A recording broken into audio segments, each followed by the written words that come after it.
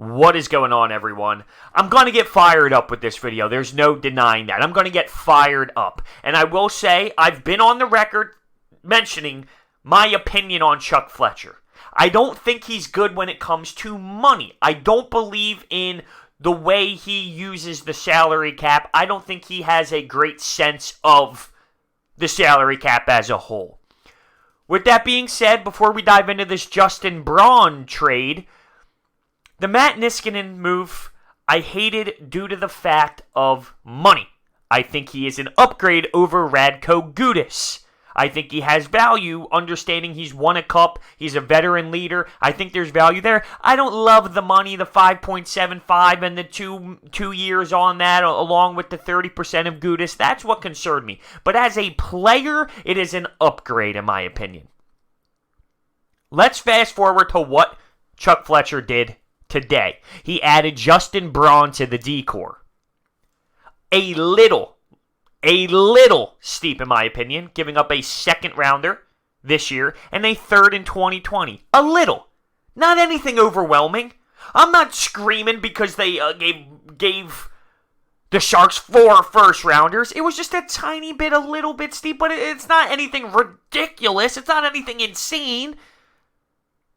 And you add a 32-year-old who can play top 4 minutes and can give you 20 minutes a night. He's physical. He's a veteran. He can PK. He's smart. He's tough. The move is good. The move is solid. I hate the argument, well, he was minus 14 last year and he only played top 6. He was, the 5th, the 6th. He was the 3rd pairing. Yeah. So would anybody else when you have Brett Burns and Erik Karlsson. The reason they got to get rid of him is because they just signed Erik Karlsson to an 11-year deal worth 8-year deal worth 11.5 mil per. It wasn't due to the fact of his skill level. He was minus 14 last year, sure. But why does the other years get thrown away? Statistically, over his career, he's a plus player. And 5 of the last 6 seasons, he's been a plus player. He's not a point producer. He's a good, solid, defensive defenseman. And this is where I'm about to really lose my mind. These Flyers fans. Are you kidding me? He stinks. He's horrible. You got to be kidding me. What's Chuck Fletcher doing?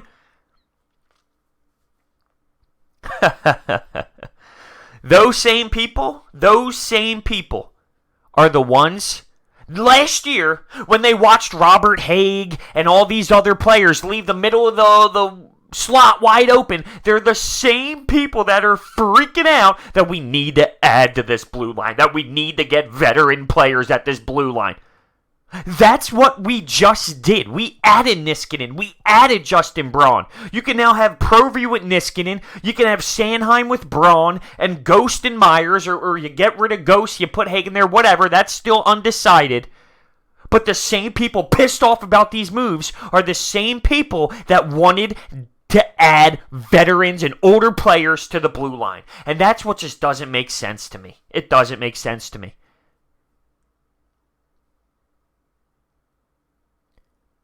$3.8 million on the cap.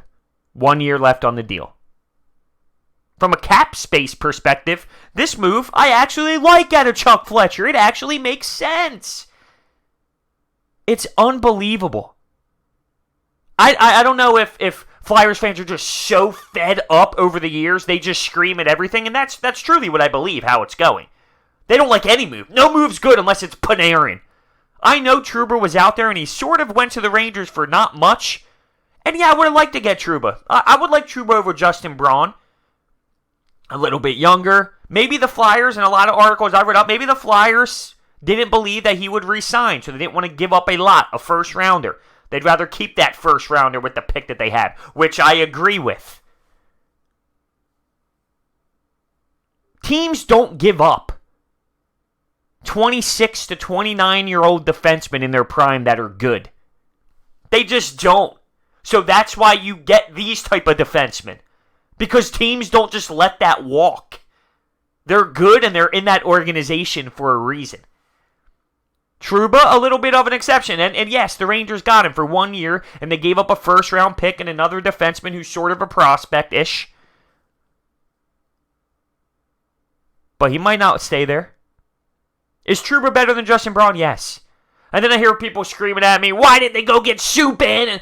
Come on, now you're talking about giving up 5 assets for Subban? You're just screaming for a name at that point. You just added so much to this blue line. So much. Am I a little underwhelmed due to the money side of Niskanen? Yes. You look at the big picture of the decor, holy hell, that's a nice addition. It is. It is. And now potentially Kevin Hayes in the mix, which I keep hearing good signs and good communication between the two. I like the move. It helps. He's a veteran player who can play a lot of minutes. A lot of minutes. Last year was atrocious. How many times were people wide open? How bad was our D coverage last year? Chuck Fletcher had a game plan going into the offseason. We are going to add to this blue line. We're going to bring veteran players in. And he's doing that. He's doing that. And everyone's all underwhelmed. Like, what do you expect? Who do you think we're bringing in here? Drew Doughty? Like, that's not how it works. There's a reason why you go out and make these type of moves. Carlson getting the extension. Yeah, that opens up a D-man. They just crushed themselves with the cap with one player. That gives us an advantage to go in there, swoop in, and make a trade because they got to get out some money.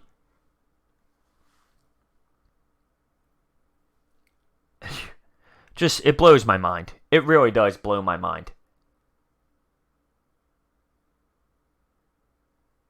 I'm almost lost for words because sitting here as a fan, I see a guy come in here.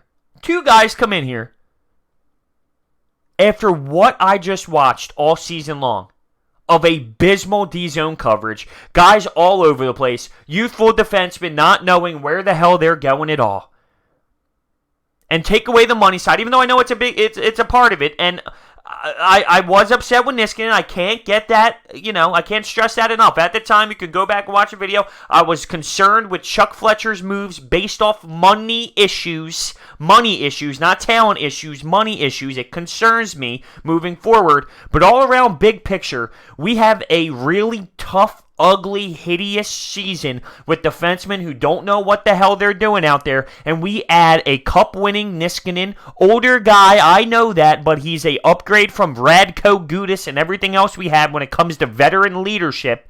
You add him, and you add Justin Braun, who's been in the playoffs, who's made some runs, who plays 20 minutes a night. You add these players, and we're not satisfied? Why? Why are we not satisfied? Because he's someone you don't know? Because last year he was minus 14, but what about the 5 previous years where he was a plus? One of those being plus 19?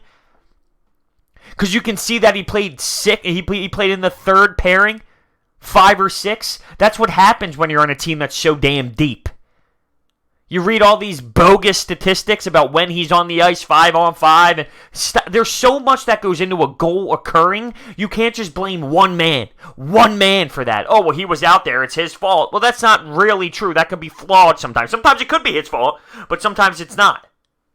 So these 5-on-5 statistics that people are tweeting out there. Oh, look, Justin Braun stinks. It's crap. Realistically, I'm not even giving Flyers fans the benefit of the doubt, saying that they probably watched a lot of San Jose hockey. I'm not. I'm sure there are some out there that do watch a lot of West Coast games. But I'm not giving them the benefit of the doubt. They're just screaming to scream. They're just upset to be upset. They're upset with the Flyers organization for so long that no move could ever be good. This is a good deal. You gave up some draft picks that you won't even know about for another 6 years. The same guys that you're screaming to call up, oh, it's taking so long. Why aren't these guys moving up? You wouldn't have seen these guys for 6 years. 6, 7 years. I'm not worried about the 2020 third. I think that this year's second hurts you a little bit more, but you're getting value back. Once again, in hockey, it's all about the collective amount of moves. There's still more to come, whether that's trading Ghost, signing Hayes, keeping Ghost, and he can be in the 5th, 6th role. He would have a little less stress on him. He won't have as much, he won't have as much on his back. And he won't be criticized so harshly because he won't be in that type of spot in the lineup. Maybe they go that route. But there's going to be more moves made. But as for these two together, I see the game plan of adding. I see the game plan of them making the blue line better. Niskanen a little hefty of a contract? Absolutely, and I will keep mentioning that because I do believe it. But all around big picture with these two coming here, these two being added to the youthful defense, I'm on board. I'm on board. They've been around the league. They play a tough game. They move the puck well. They're smart. They have IQ. Kill penalties. Screaming to scream. Getting pissed off to get pissed off. Just because they don't like how it's been over the last few years with the organization. And that's how I see it. So, to summarize, I like the move. How about it? Let me know your thoughts. See you next time.